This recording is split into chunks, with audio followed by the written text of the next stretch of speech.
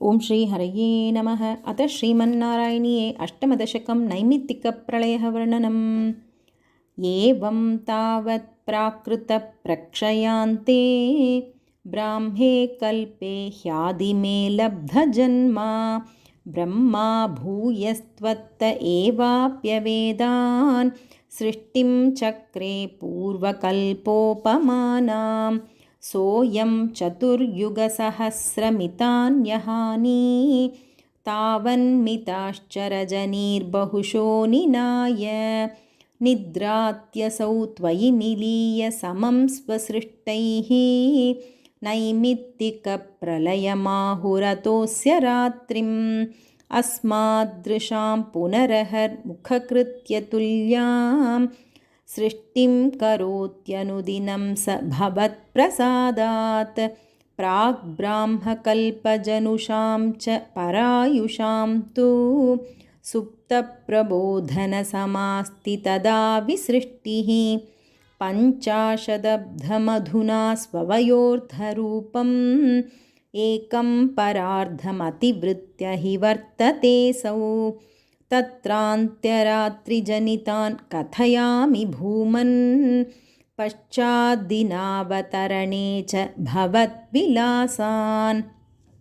దినావసానేథ సరోజయోనిః సుషుప్తికామస్త్వయి సన్నిలిల్యే జగంతి చ త్వజ్జఠరం సమీయుః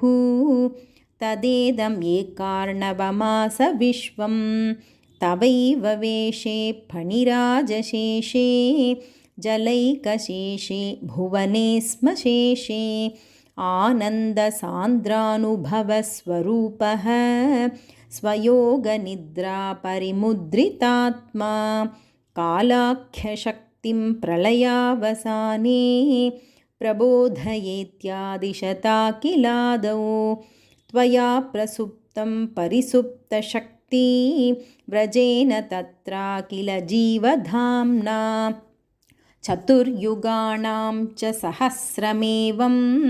త్వయి ప్రసుప్తే పునరద్వితీయే కాలాఖ్యశక్తిః ప్రథమ ప్రబుద్ధా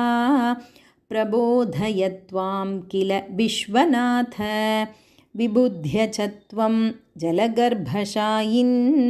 విలోక్య లోకాన్ అఖిలాన్ ప్రలీనాన్